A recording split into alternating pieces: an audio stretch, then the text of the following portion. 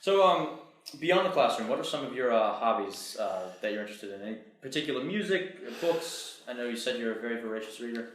Yeah, and I was just thinking, one question of what do I like to read? People bring that up.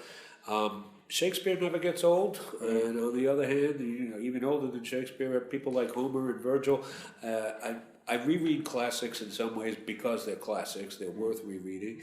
But as far as more contemporary things go, as you already said, I just read a lot. I love to read. More recent authors that I like quite a lot: Flannery O'Connor and.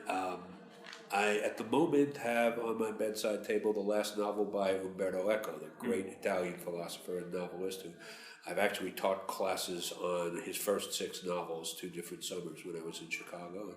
Tremendous material, great stuff to just read for your own enjoyment, but lots of fascinating stuff to dissect. That said, every book I read is not necessarily, doesn't have to be something that's worth going into the classroom. I think, as I mentioned before, I probably read, well, not quite all. I'm going to say I've read every word J.K. Rowling has ever published. There's one of her adult detective novels that I still have to get to, but that's what I'm saying. Not just the written for children Harry Potter series. I've read her other material, and it basically proves to me why the Harry Potter novels were so successful.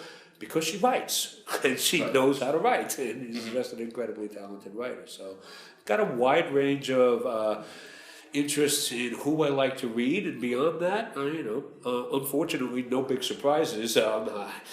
I just like the typical things that most any sensible person does, is going to movies and going to plays when I get a chance. I had a couple of friends in visiting from out of town this past weekend, and because they were here, they said, is there something we can go see on Broadway? Why not? So we went to see The King and I. It was a great musical, but I also like more serious dramas too.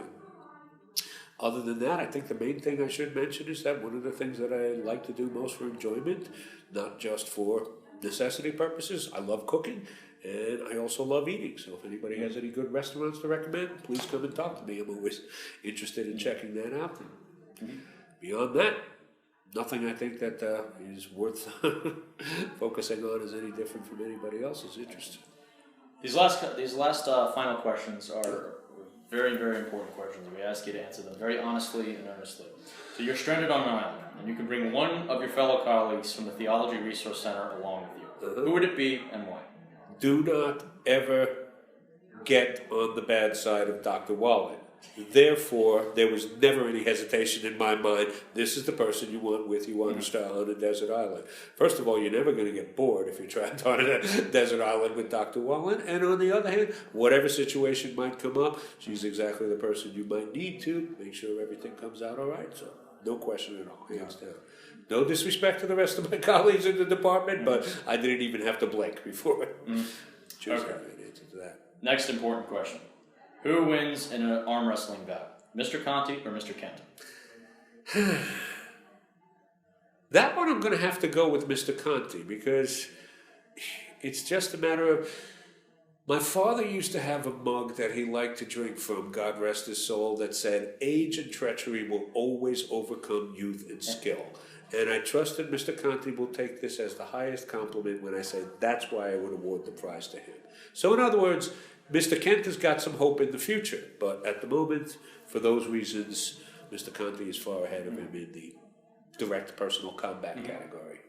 Excellent. This is the final question of today.